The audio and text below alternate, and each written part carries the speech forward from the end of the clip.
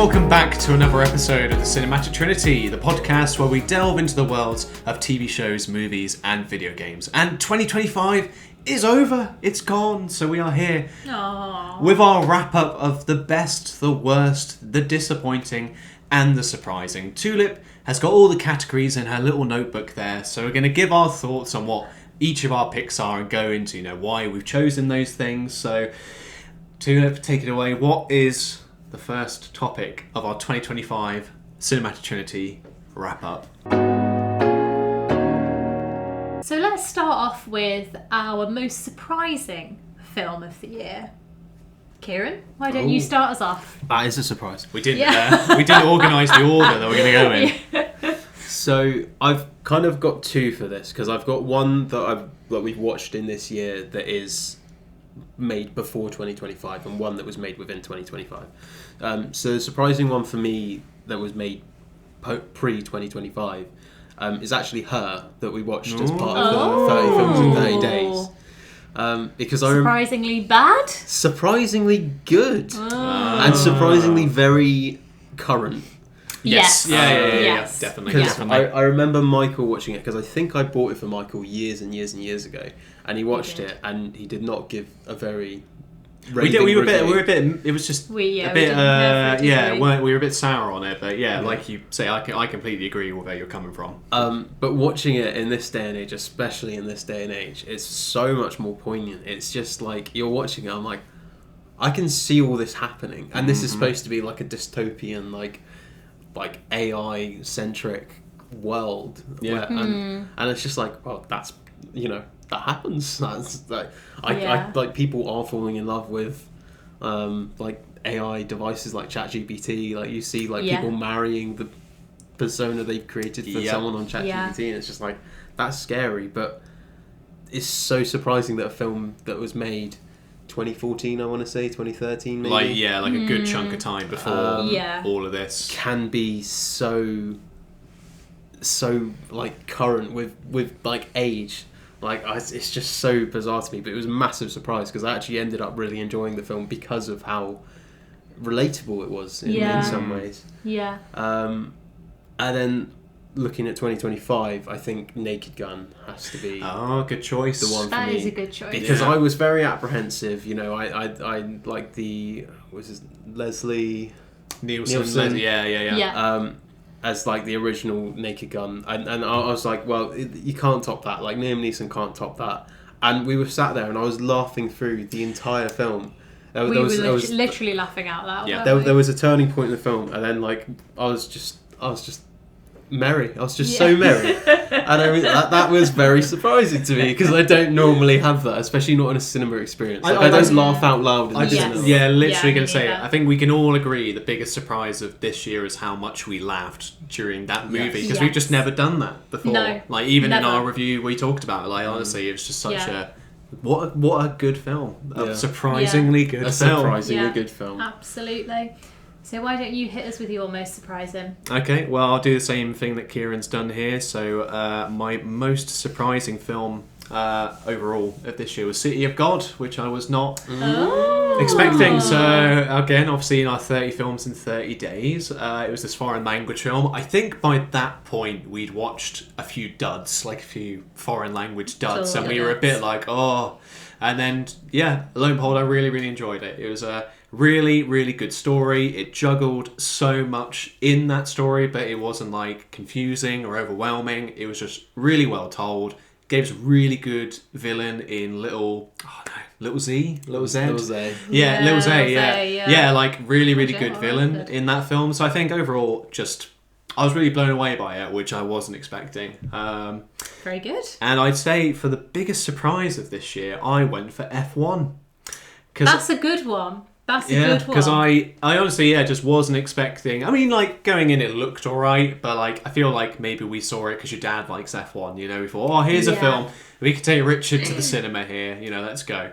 And lo and behold, I thought it was really good time. Brad Pitt was really just very, very good leading man in that movie. But just like the sound design, the actual set pieces of the races, I thought was really, really cool. So, in terms of a film, I thought that could have been boring about a subject I don't have a lot of interest in Yeah. really, really surprised me. So that was F1 is my 2025 pick. Very good. Very good. And Tulip, for yourself? Now I shall go. Now I've got something written down here, but I'm going to ignore it because hearing your guys' views has really We've swayed you. inspired me. Oh.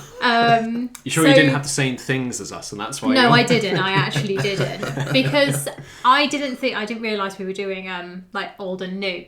So most surprising overall that I watched this year that technically didn't come out this year was Conclave with Ralph Fiennes. Yeah. Because I just wasn't expecting anything. It is one of those films where it's like, I feel like this doesn't happen very often to me anymore, where I watch a trailer, I think, oh, that looks good, and then I actually go and see the film. I feel like that just doesn't happen to me anymore. I feel like I don't see things and then go and see them, but it actually ended up being really, really good. I really enjoyed it, so very glad that I did go and see that. And then I watched a very good documentary on the BBC recently, which I forced you two to watch, even though you didn't actually watch it, which is about the actual conclave, the most recent conclave, and I found that very interesting. Which I basically said you should have just watched the film Conclave and it would have told the exact same but it's not story. the exact same story. But Well, I did spoil the... You did! You did, because I didn't know who the new Pope was. Stuart didn't know who the new Pope was. But I was like kind of... Because, I can't remember exactly what his name was, but I think there was a guy called Pizza Bella or something. No, there was a guy called from Chicago, and you were like, oh, it must be him then, because he was from Chicago. And something like that. It was about, but there was actually two from Chicago. That's why I followed it, because there was a guy with pizza in his name, and I was like, I want the pizza guy to become the Pope. And it wasn't him. It was a guy from Chicago who someone has dubbed the Pope that has eaten the most hot dogs in history. See, who knew that this topic could be so exciting and hilarious. But anyway, very good film. But actually, I've changed my most surprising for 2025 or 2025 release. Wicked for Good. Oh. I was not expecting to like that film.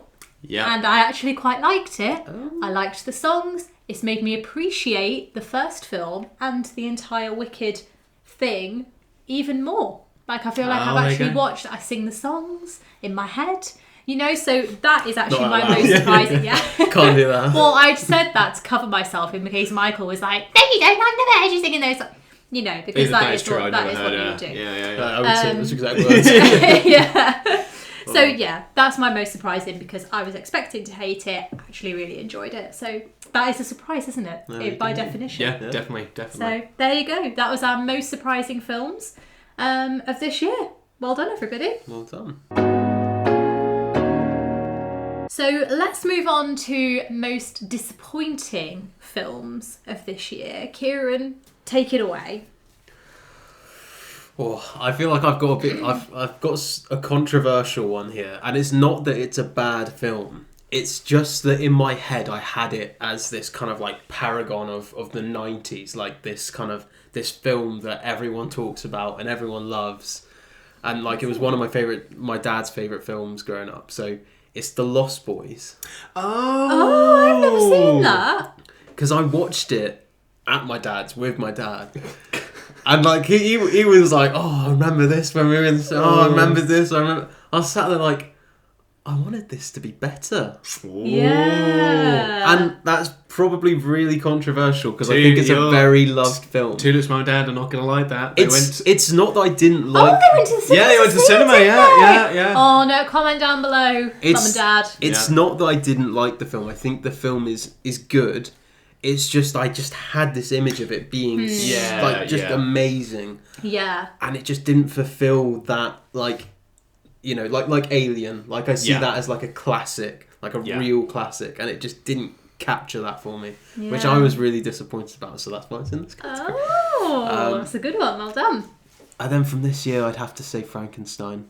And again, not because it was bad, because it wasn't bad, but I feel like more than any other film that I've watched this year, and certainly in the last couple of years, there was a lot more ceremony about it for us because we went to the place in London where they had like all of the set pieces and they had like a little trailer for us to watch of like how they made things and Yeah. lots of different things, and there was like so much around it where I was like actually invested, and then I watched it and it fell short, and I was just a bit like, that's really disappointing. But again, not a bad film. That's the surprising thing in the disappointing category. That neither of them are bad films. They just disappointed me because I set too high expectations. Very interesting.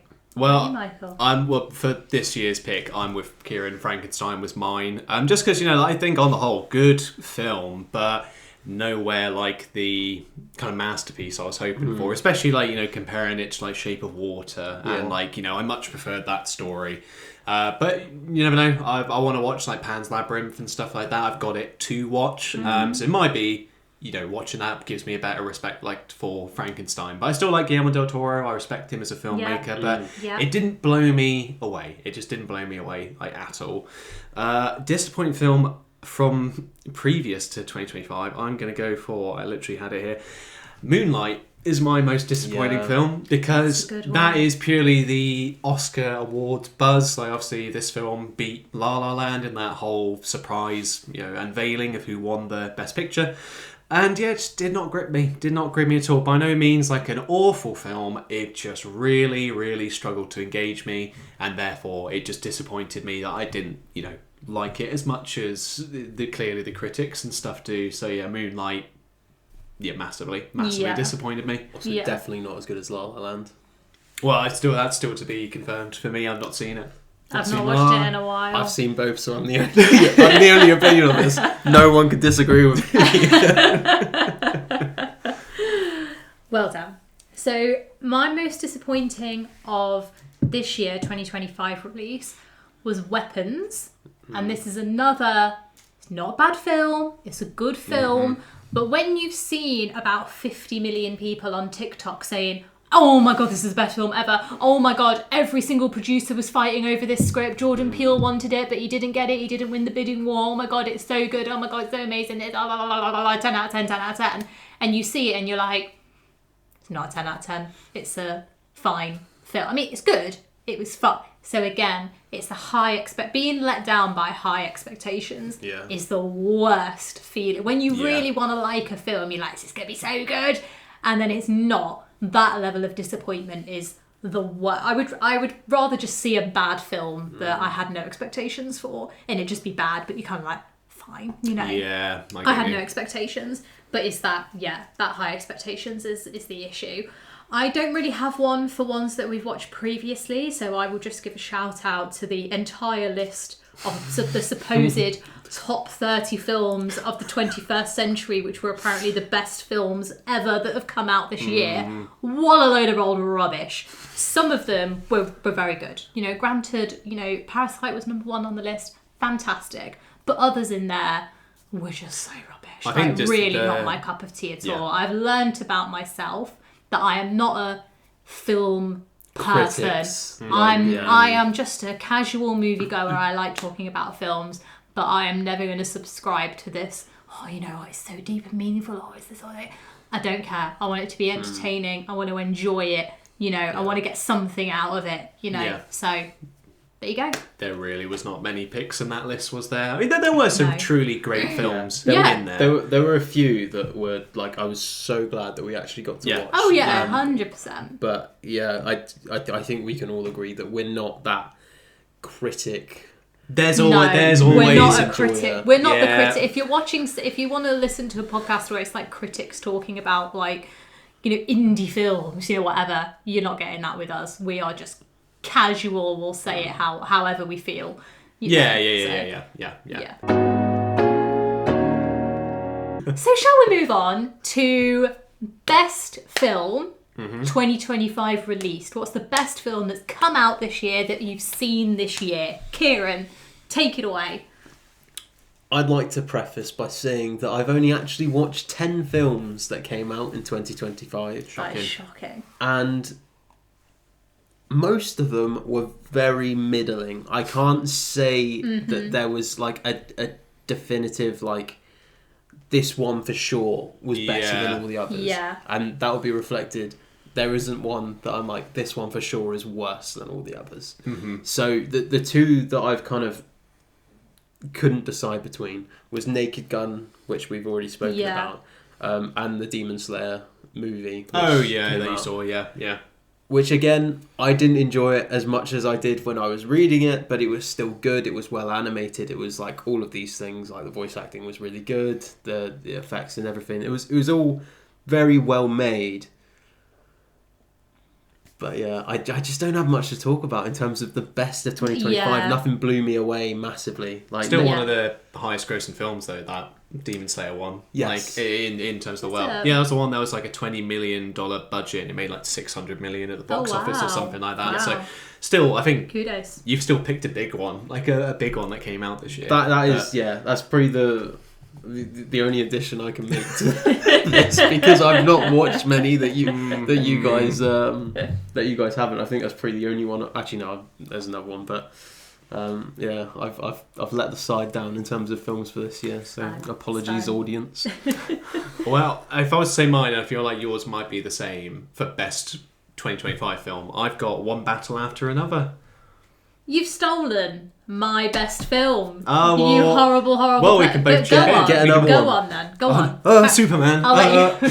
I'd rather you say the same as me than say Superman. Well, I think for me, that was very much another one where TikTok was like, oh, it's brilliant, oh, it's the best film ever, and that's, again, one, I think I tempered expectations by being like, this film might not be great, it's like, whatever, like 2.5 hours long, it might be a bit of a slog, maybe, but then watching it, I had a good time with it. Yeah. Leonardo DiCaprio's great in the film.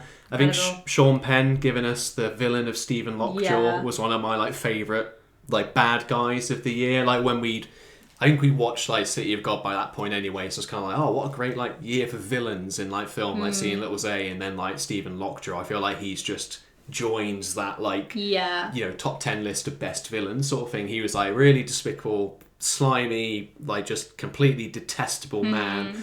Played really well by Sean Penn, and it's just there's memes of him and stuff which I found really funny. But he's just it's all about the memes. Yeah, of course it is. But it's just really funny, pathetic, hateable. He did everything right, and I think just a very good story as well at the heart of it. So I really, really enjoyed it, and I think as a film, again, it was well shot, good soundtrack, good acting. Everything came together in a good package. In what I will say, to Kieran's point, in a film where there was a lot of mid stuff coming out, a lot of 6 or 7 out of 10s. There wasn't many that came out that would. I think this was an 8 or 9 out of 10 for me. It was really, really good.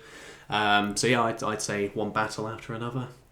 Excellent. Well, you'd be very surprised to hear that my favourite film of 2025 was One Battle After Another. I won't go into it any more than what Michael has because I agree with everything that he said.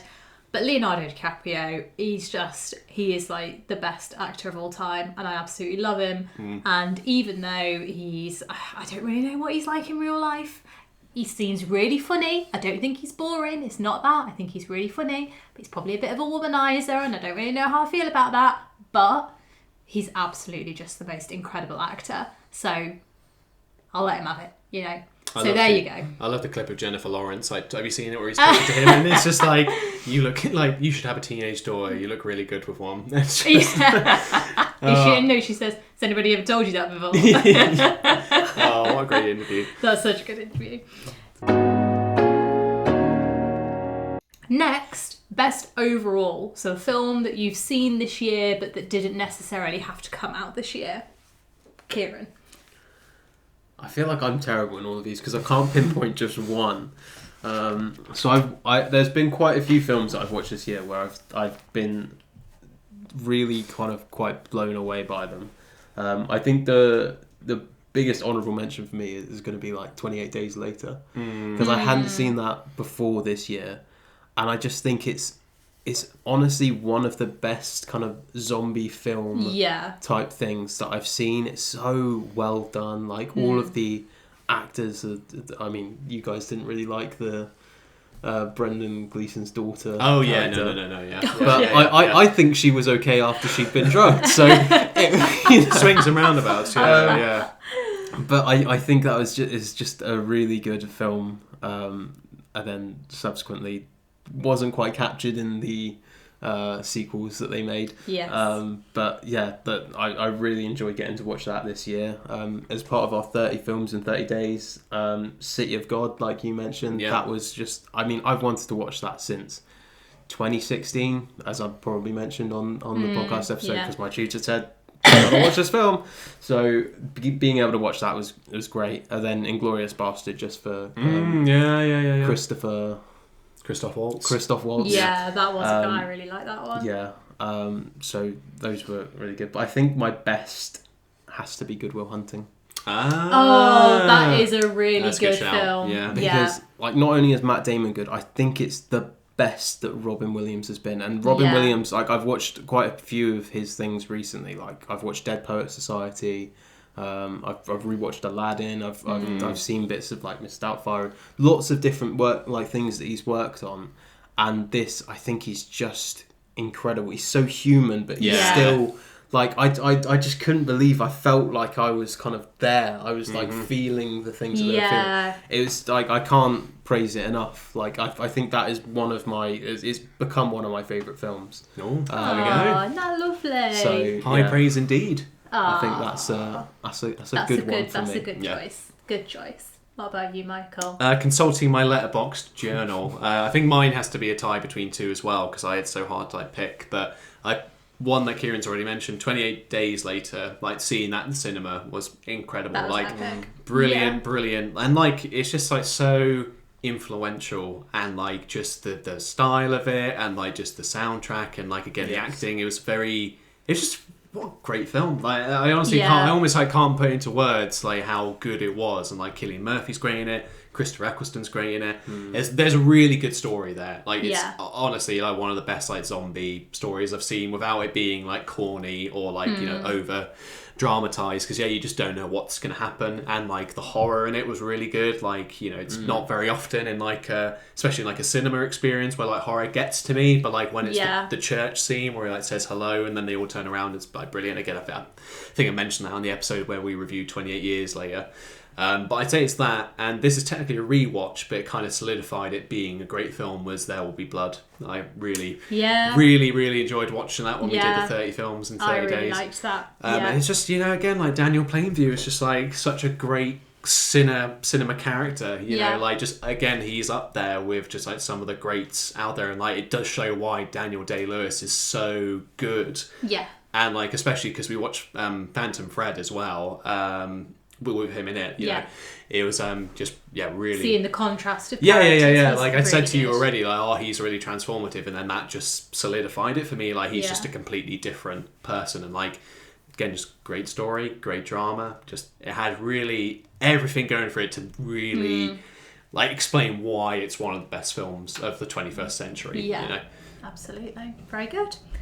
Well, I was also very torn, and I am still torn. My shortlist was American Psycho, Phantom Thread, Brokeback Mountain, There Will Be Blood, Spirited Away, Corpse Bride, that I watched for the first time this year. And you know what? That was such a good film. I enjoyed it so much more than I thought I was going to. I really got a kick out of it.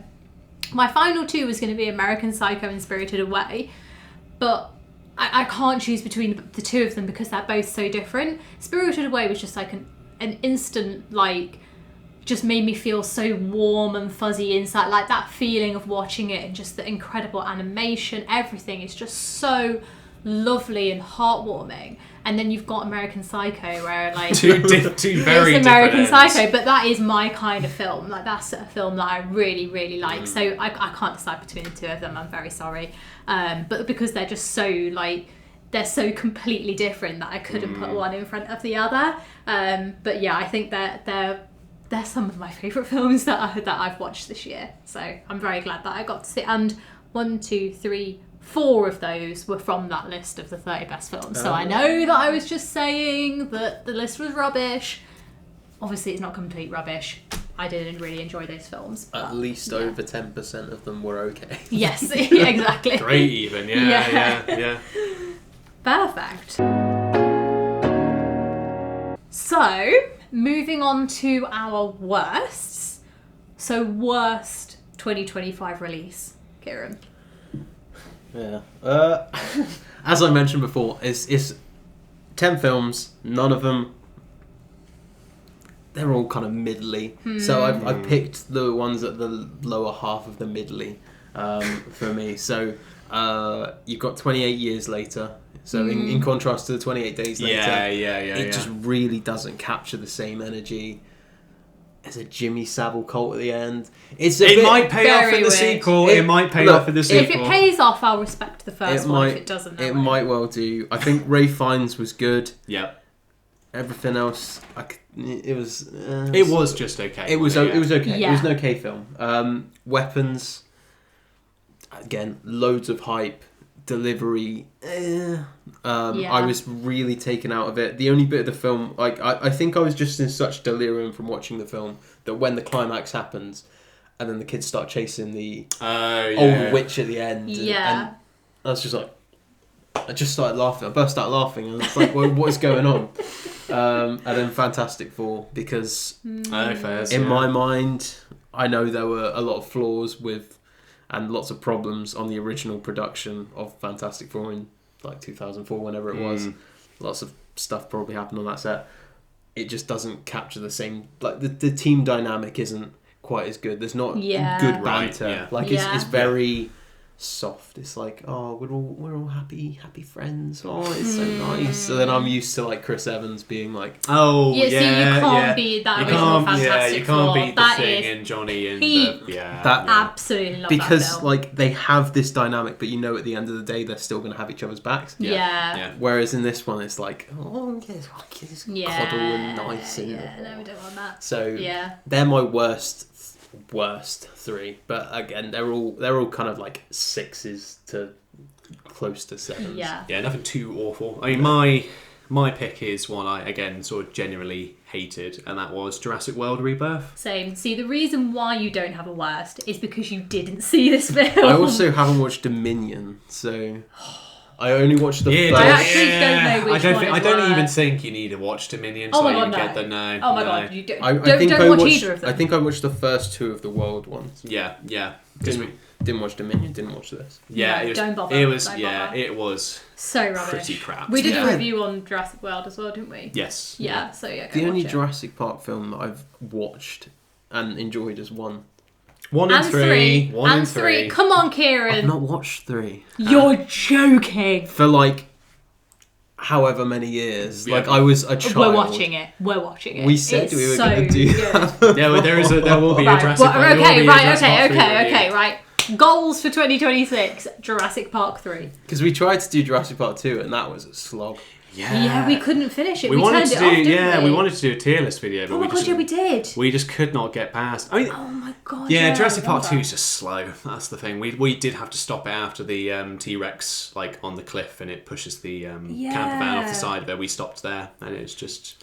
I think it's such a shame because the first one is genuinely such an amazing film. We watched it again the other day, didn't we? Well, we saw it in the cinema last year or year before. It was honestly, fantastic cinema experience. If you can see... Whose foot is that? That's my foot. Okay. If you can see Jurassic Park in the cinema, do it. Do it, because it is amazing and just, honestly...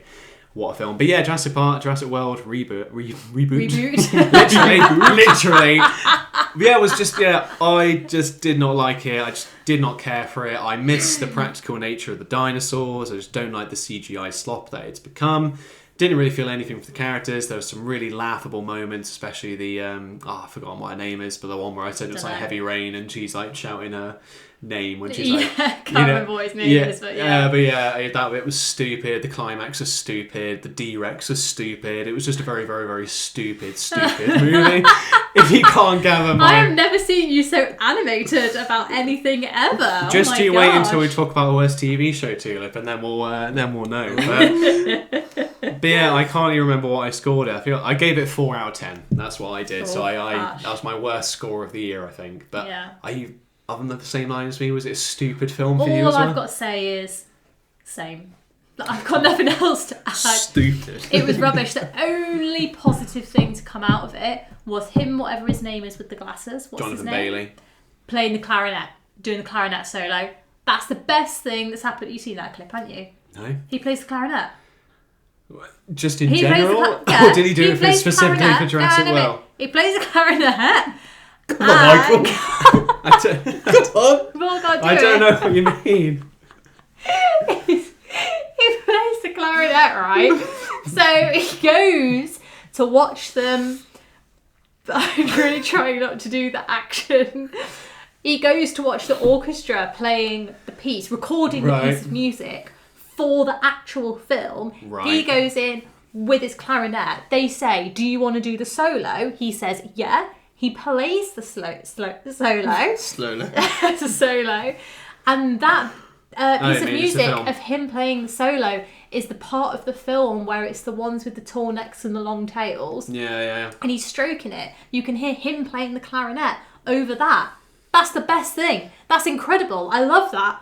But that's the only positive thing I have to say about the film.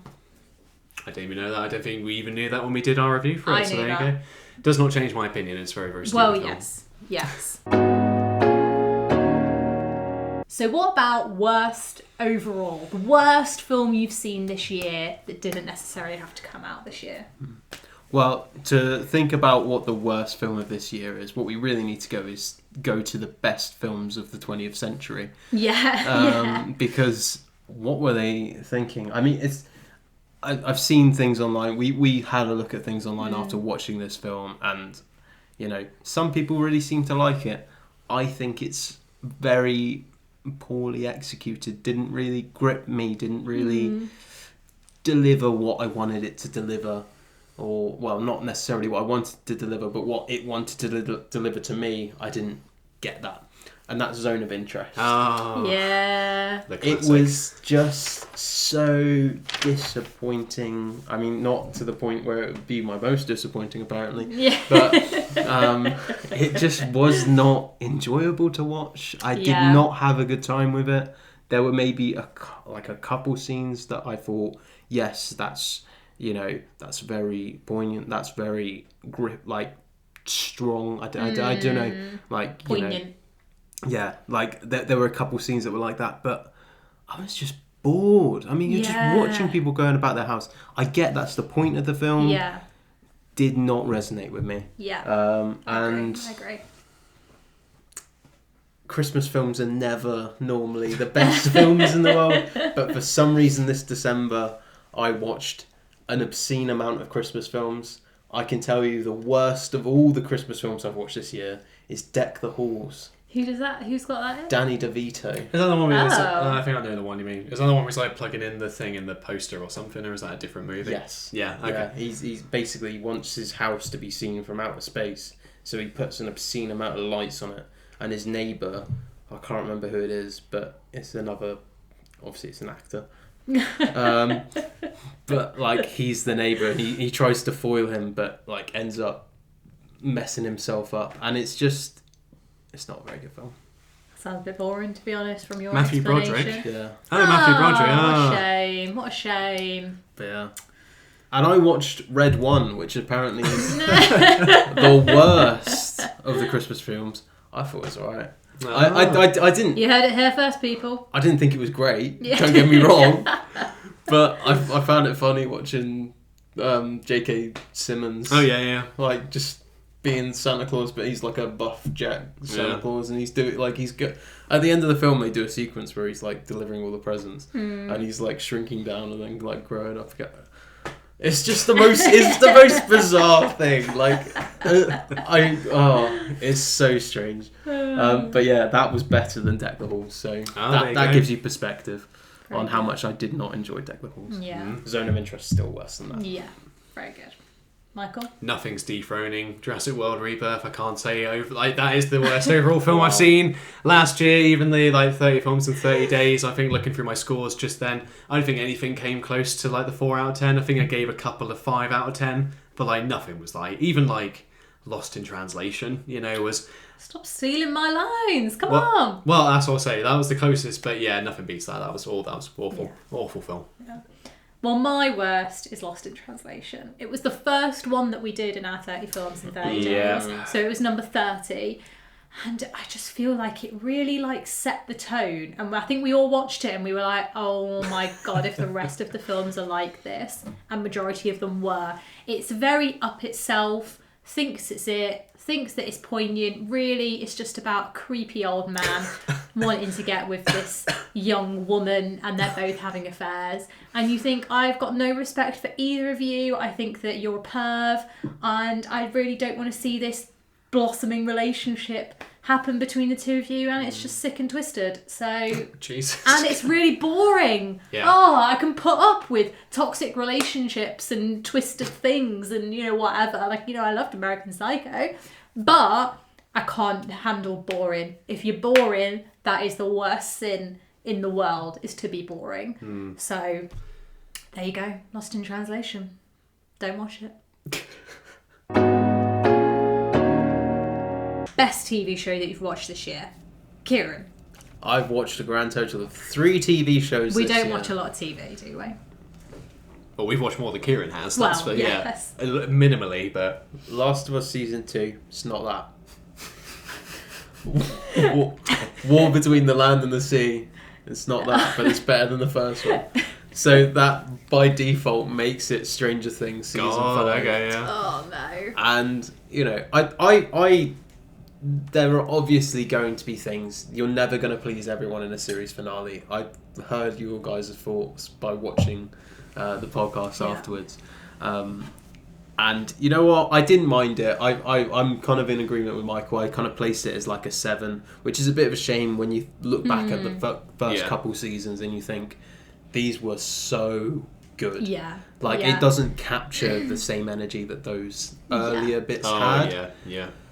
But I'm glad that I got to see the full story. I'm glad I've got to see it completed now. And I'm glad that, spoilers, Steve doesn't die. Yes. Okay. 100%. He was agree. my only horse, and he is still alive and kicking. Yeah. Did that bit get you where he fell off the tower? No. Okay, I was gonna say. Yeah. Because I was like, why would they kill him here? That's so stupid. Yeah, that would be ridiculous. Kill him saving someone. That would be the only way that I would accept it. Yeah. But no, he didn't die. I didn't like the fact that him and like, it's the classic trope of they're not friends.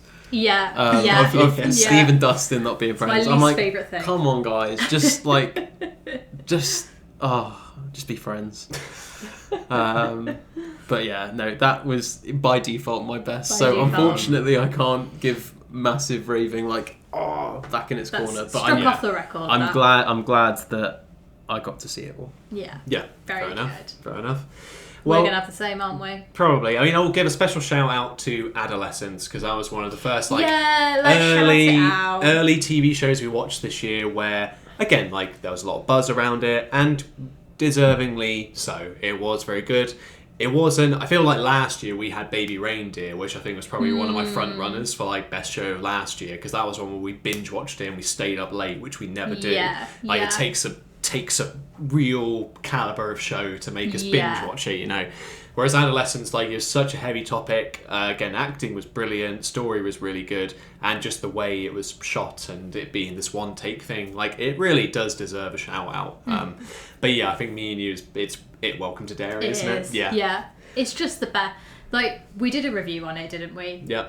If you want to know what we thought about it, go and watch that episode, because we just loved it so much. I want to watch it again, like, already. It was, honestly, it was just so good. It was so good. Unfortunately, you missed out, because Kieran's only here once a week, so And I don't have Sky. You don't have Sky, you don't have Sky, you don't have BBC. You have to watch everything that's BBC around our house. So, Kieran is an idiot, The image that you're basically. painting of me, I'm just like sitting with like a little TV on the bridge. Comes, knocks on the door. I want to watch Doctor Who! Give me your That is pretty TV much license. it. Yeah. That and House of the Dragon, you know. Yeah. Which And is... The Last of Us. Yeah, I You know. had to watch around Oh, our I'm house. so glad I got to do that. You could have picked a better one for me. And let's move swiftly on to the worst show of 2025. Kieran. Are your things even worth saying that they're the worst, or have you got a worse TV show? Yeah, The Last of Us. Ah, of course. Mine's the same. Oh, that's Spoiler your alert. twos. Okay, yeah. Last of Us. It just was not good. I was hopeful on the first episode, They started making more changes. They made more and more changes. I didn't like the changes. Sue me. Yeah. Get a grip. Yeah, I think leave it there. I think you've summed it up. Well, again, we did have like an hour and like Yes, 15-minute review. We've spoken about The amount of plugs we're doing for the previous episodes here is brilliant. All the cards Keep we're going to put in the watching. corner. Yeah. Ding, ding, ding, ding, ding. Well, mine is slightly different. I'm going to go for, because honestly, it just made me... Last of Us, disappointing, yes, but what made me feel angry was Doctor Who Season 2. Honestly, what... I can't even remember what happened. And I didn't watch it, so I definitely Did can't you remember what not? happened. No, of course he didn't. I watched season 1 with you guys. Yeah, I thought that you yeah. watched it with us. No. You watched it without me. Honestly, Doctor Who Season 2 was just... I mean, last season we already had, like, bad thoughts about anyway. Had a promising start, and then it just tailed off. Can you just remind me of some of the episodes? Don't go into too much detail, but just... First one was where she gets like a star named after her, gets kidnapped, robots and stuff are there, and it's yeah. Second episode is the one with Mr. Ring-a-Ding, the What's the cartoon finale? guy. That one was alright. Cartoon What's one was the brilliant. finale? Finale was Omega coming out of the wormhole and being... Oh my god! Yeah. Right? Yeah. Yeah. Oh my god! Yeah, it was terrible. It suffered from the exact same problems that the first series did, where it's just a really rushed climax, and like they bring back an old villain because it's like, oh, remember this guy, and then he gets dealt with in like 2 minutes. Yeah. Like, you know, it's worse than and like it's the like the Stranger Eurovision Things. Song Contest. Yeah. But it was like a worse resolution than like Stranger Things. Like if you thought Yeah. Stranger Things was quick with how they dealt with the villain, like this was even worse.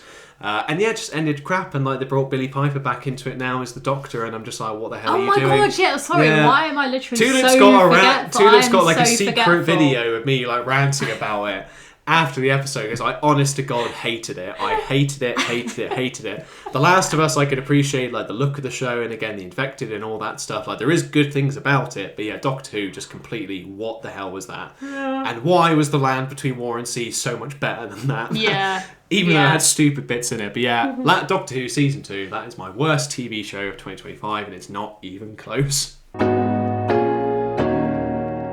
Well, let's move over to a category for the two of you. I will not partake, but I will remain seated, you know, just for the fun of it. Best Game 2025 release. Kieran. We also realised we've not really played many 2025 games. I've played, I think, 5, and there are... Thing is, if I had played Hollow Knight Silksong, I would be saying that here, but I can't justifiably say it because I've only played about 4 hours of it, which is terrible. You've not... I should've played Yeah. it. So I think it's between 2, and even between those 2, there's a definite winner. Because there's Blueprints, which was like a first-person puzzle game where it's like you have to go through a mansion and you have to like pick a room from like a section of 3 different rooms, and you've got to try and get to the end. Basically, it's like a puzzle thing to try and make a route, and you can get dead ends and stuff. And there's lots of like lore within the house and things that you can figure out, and it's actually huge. The scope of what is within it and the puzzles within the puzzles is just insane. Like I mean I've managed to play like 45 hours of it. Oh my god. And I can't believe I've played that much of it because I've not even finished everything. Yeah. Oh my god, yeah. So that's kind of like a surprising one, but for me number 1 has to be Dispatch. Because What's yours going to be, Michael? Mine's Death Stranding too. Oh, alright, I'll shut up then. I'll shut yeah. up. Carry on, Kieran. it's just a breath of fresh air after having played a lot of Telltale games over the years of varying quality. This is made by the same original team. It's like former devs from Telltale, made their own made a different studio. And this is just so much more refined, so much classier, I want to say. It's so polished, isn't it? Like, it runs, like, you think about how stuttery old Telltale games are, this runs, like, so much better. And there's not a single character that I'm not kind of at least liking or engaging with in some way. Like, I'm not going, I don't like them, I'm just not even gonna like use them or like think about them at all. Like, I think every character is really well written and woven into the story in some way.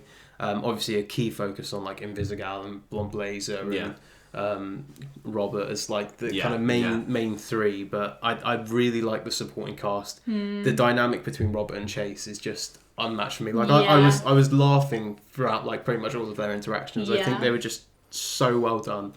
and I look forward to seeing what you get to the end and you're like, I really want more. Yeah. And that's a Yeah. really positive thing from a new IP especially. Yeah. And I think it's really positive for them. So No, I exactly. look forward to seeing what they do next. And I mean, we'll be Yeah. dedicating like a whole episode to reviewing Dispatch once we've all like 100%ed it and played both storylines of it. So look forward to that, guys, in the future. I'll be there as well because I like Yeah, that game. yeah, exactly.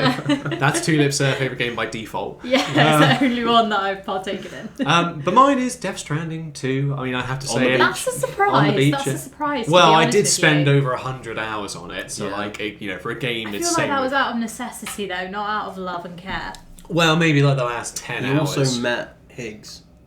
Yes, I met Troy Baker at Comic-Con, so, it has to be.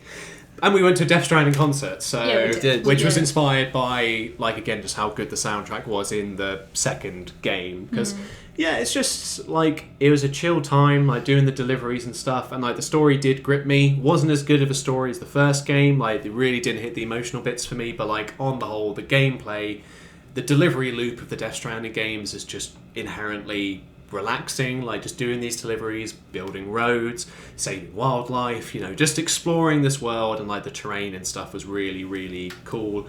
And I did have a good time with it. And like I say, to spend out of those 100 hours, most of it was like, I'm going to get these materials to go build a road or upgrade a mine. It was a lot of just engaging with the systems in the game, which, some games I want to just get over with, like these big open world ones, but it does take a special kind to keep me playing and keep me invested. So I think I had a really, really good time with it, and I'm glad that I spent as much time as I did. I probably wouldn't replay it for quite a while, because it is a hell of a big thing, and the story did have a lot of flaws with it, but I still had a very good time, and that is why Death Stranding 2 on the beach is my favourite game.